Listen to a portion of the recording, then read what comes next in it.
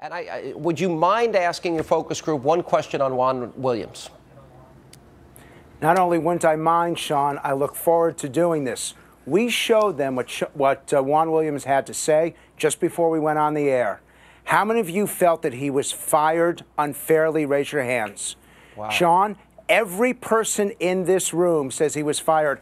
How many of you say that NPR should apologize to him and bring him back? Raise your hands.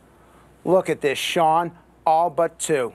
Yeah. I mean, it is clear. You got to tell Juan, hang in there, because Republicans and Democrats alike want him to fight for his job. You know, now, let's go to Connecticut. How many of you are happy with what's going on in the election here? None of you. None. What's the problem? You've got the debates. You've got the ads. You got one candidate that's got no political experience whatsoever. The other one doesn't tell the truth about his military record. This is election perfection, is it not? What's going on? The problem is all the lying and the deceits. As far as Blumenthal goes, he's a sleazy liar. Al? I think we have to examine Linda McMahon and the company that she takes credit for running that is under investigation for forcing her employees to work as independent contractors. She didn't force anyone to do anything. Right. She had a company. She had a successful business. That's the difference. He's done nothing to create any jobs in the state, and that's a huge issue in a state that needs jobs desperately. He lied about his military service, and he didn't misrepresent himself. You do that once. He did it at least 5 times. And he showed that he doesn't know how to create a job in the debate.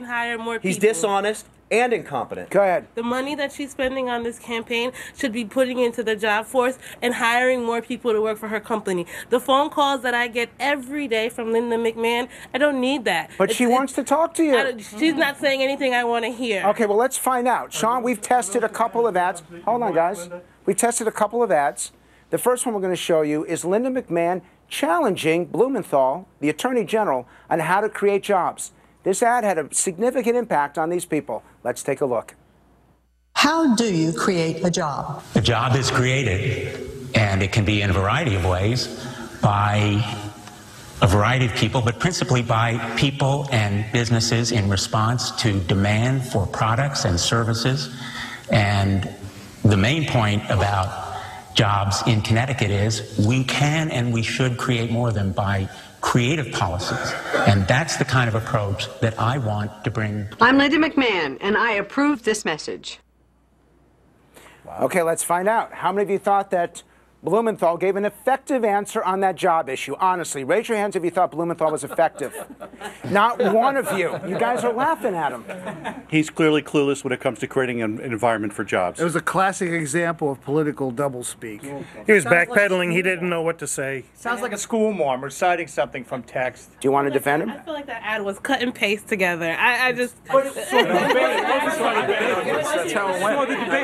think that was Attorney General Blumenthal's best moment during his campaign. Okay, so you acknowledge that that was a problem. That ad was not edited, and when the economy is the #1 concern with the voters, how could his people not advise him on how to create a job? Well, can I ask you a question? Sure. Why shouldn't he know how to create a job? Because he's just been Attorney General. Okay.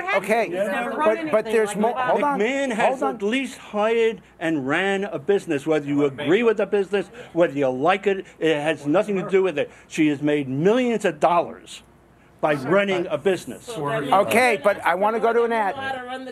I want you guys to hold on one second. Sean, I want to show you an ad that's being run by the Blumenthal campaign against Linda McMahon. Even though they're not listening right now, they reacted to this ad moments ago, and they thought that some of these attacks had credibility. Let's take a look. Can you afford lobbyists to protect your interests? Linda McMahon paid lobbyists over $1 million to protect hers. They helped McMahon duck taxes, kill steroid and drug testing laws, and avoid health and safety protections for her workers. Profits before people again. Dick Blumenthal stands up for us. In Washington, he'll say no more Wall Street bailouts or tax giveaways to the big oil and drug companies. And he'll fight for tax cuts for middle-class families. I'm Dick Blumenthal. I approve this message. Okay, so is it credible? Is that credible? No. It is a credible ad, and I asked the people here, what kind of jobs is Linda McMahon going to create? She's the only one so far that I think remotely knows how to grow a job. What that shows is that Dick Blumenthal does not know anything about business, does not know how to create jobs, and does not know about the ebb and flow of the economic cycles. He's been as a career politician, and he's doing what most Democrats do. They turn into a chameleon and tell you anything you want to hear. To answer your question, Al, she's going to create private sector jobs. Exactly right. Not government jobs. In the back, go ahead. Jump in. Barack Obama never made a payroll, and Linda McMahon did. I think we can give her a shot. She's a businesswoman. Let's give her a shot. Yep, absolutely. Quickly, I'm concerned less with their ability to create a specific job as it is with their ability to create a climate to create more jobs. And can either of them do it? No. I haven't heard it from either one. Sean, we got a situation in Connecticut where it almost feels like none of the above might be the preferred choice. I don't know. They got to vote for someone, and they only got 12 days to go. I got to tell you, that was one of the best focus groups we've ever had. Frank, great work, and tell everybody on my behalf, thank you very much for participating. And by the way, I'm going to get a tape to Juan Williams. Thank you for being with us.